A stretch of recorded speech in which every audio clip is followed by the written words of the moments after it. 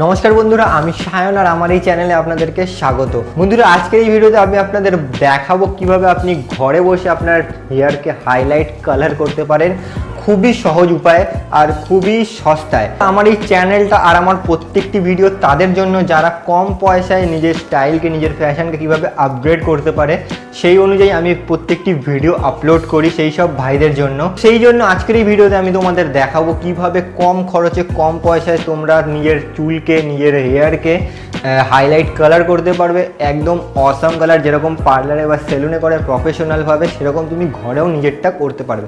তো কিভাবে করবে সেটার জন্য এই ভিডিওটি লাস্ট অবধি একদম দেখবে।